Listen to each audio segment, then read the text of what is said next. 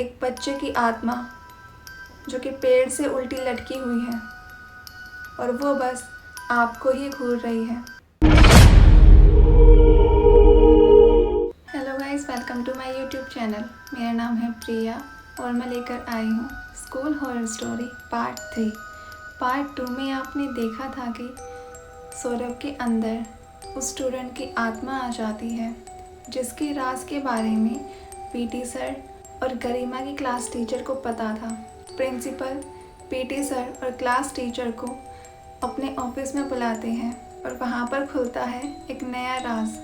Principal sir बोलते हैं, इस बच्चे का इलाज हमने सालों पहले करा दिया था, ये वापस से कैसे जाग गया, किसकी गलती है, किसकी वजह से ऐसा हुआ है। पीटी सर बोलते हैं कि सर हमें भी नहीं पता ये कैसे हो गया, लेकिन अब ये वापस आ चुका है और हमें जल्द से जल्द इसका इलाज कराना होगा। तभी पूरे स्कूल में सौरभ की गूंज सुनाई देने लगती है। हर जगह सौरभ की गूंज सुनाई दे रही थी। वो ज़ोर ज़ोर से चिल्ला रहा था। उसकी आवाज़ सुनकर बाकी स्टूडेंट्स और टीचर्स भी डर जाते हैं। प्रिंसिपल गरिमा की क्लास टीचर को बोलते हैं कि हमें पूरे स्कूल की छुट्टी करनी होगी। गरिमा की क्लास टीचर बोलती है कि सर सिर्फ इतना करने से इसका समाधान नहीं निकलने वाला, हमें आज रात को ही इसका समाधान करना होगा, वरना कल किसी न किसी की जान तो ये लेकर ही जाएगा। हमारे पास अब और कोई रास्ता नहीं है। प्रिंसिपल बोलते हैं, लेकिन सौरभ और गरिमा की मम्मी का क्या, उनको कौन संभालेगा। क्लास टीचर बोलती है कि आप उसकी टेंशन मत लीजिए, मैं उनको संभालती हूँ। गरिमा की क्लास टीचर जाती है सौरभ की मम्मी के पास। सौरभ की मम्मी बैठी हुई थी। वो पहले ही काफ़ी टेंशन में थी। वो नई नई इस जगह पर आई थी, उन्हें नहीं पता था कि आगे क्या करना है। क्लास टीचर उनके पास जाती है और उनसे बोलती है कि हमें इसका इलाज पता है, सौरभ कैसे ठीक होगा। आज रात को सौरभ और गरिमा को यहीं रुकना होगा। सौरभ की मम्मी बोलती है कि मैं कैसे अपने दोनों बच्चों को यहाँ पर छोड़ सकती हूँ, मुझ में इतनी हिम्मत नहीं है। क्लास टीचर बोलती है, देख लीजिए अभी तो सौरभ की बारी है और अगर आज सौरभ को ठीक नहीं किया गया तो कल गरिमा का नंबर होगा और कोई पता नहीं ये आत्मा किसके साथ क्या कर दे। ये आत्मा आपके बच्चों की जान तक ले सकती है। सौरभ की मम्मी रोने लग जाती है और अपना माथा पकड़ के बोलती है कि मैंने कहाँ ही एडमिशन करा दिया इस भूतिया स्कूल में, अब मैं अपने बच्चों का क्या करूं। क्लास टीचर बोलती है टेंशन मत लीजिए, हमें इसका समाधान पता है, लेकिन उसके लिए आपके दोनों बच्चों को रात को यहीं पर रुकना होगा और वो अकेले नहीं रहेंगे, हम भी उनके साथ होंगे। आप हम पर भरोसा कीजिए और हम आपके दोनों बच्चों को आपके पास वापस लेकर आएंगे। गरिमा और सौरभ की मम्मी के पास कोई और रास्ता अब नहीं बचा था। वो किसके पास जाती, किसको अपना दुख दर्द बताती। वो इस बात के लिए राज़ी हो जाती है। स्कूल की छुट्टी कर दी जाती है और स्कूल में बचते हैं पीटी सर, क्लास टीचर और सौरभ, गरिमा।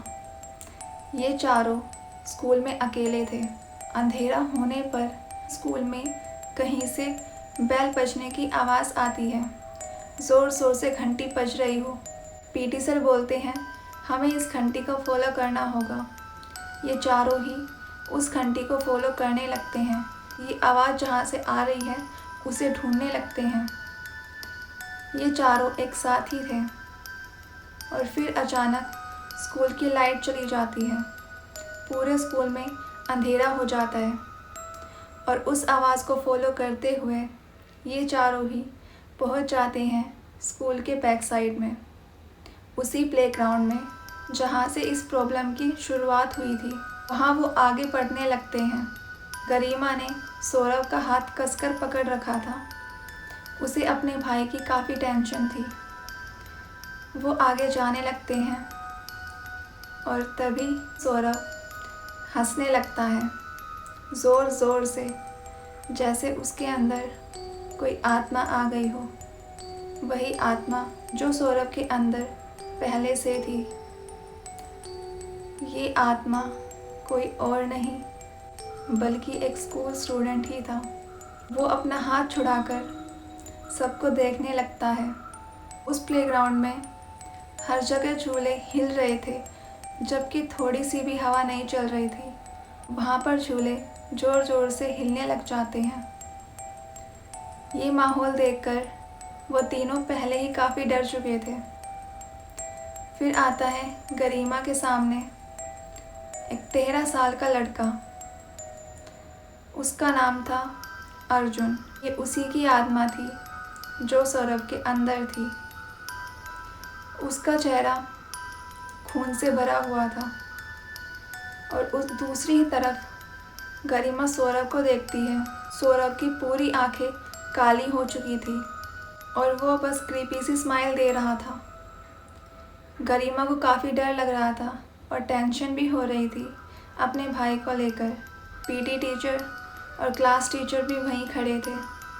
वो ये सब देख ही रहे थे। प्लेग्राउंड में बस हल्की सी रोशनी थी और उस रोशनी में साफ एक लड़का उनके सामने खड़ा नज़र आ रहा था। वो लड़का गरिमा की तरफ बढ़ने लगता है। गरिमा ये देखकर डर जाती है और वो अपने कदम पीछे बढ़ाने लगती है। लेकिन तभी गरिमा के पैरों में कुछ चीज़ आती है। वो नीचे देखती है तो नीचे था एक आईडी कार्ड। उस पर लिखा था अर्जुन। ये अर्जुन का ही आईडी कार्ड था जो गरिमा के हाथों में था। जैसे ही वो आईडी कार्ड गरिमा अपने हाथ में लेती है, वहाँ पर ज़ोर से ठंडी हवाएं चलने लगती हैं और ना जाने कितने बच्चों के चिल्लाने की आवाज़ आती है। और तभी अर्जुन बोलता है कि मैं यहाँ पर अकेला नहीं था, मेरे साथ बाकी लोग भी हैं जिनके बारे में तुम्हें नहीं पता।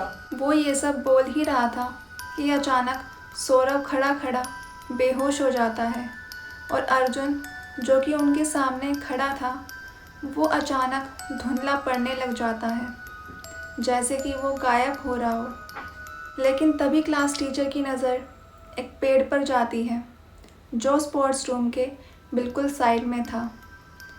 उस पेड़ पर कोई उल्टा लटका हुआ था और ये कोई और नहीं बल्कि अर्जुन ही था।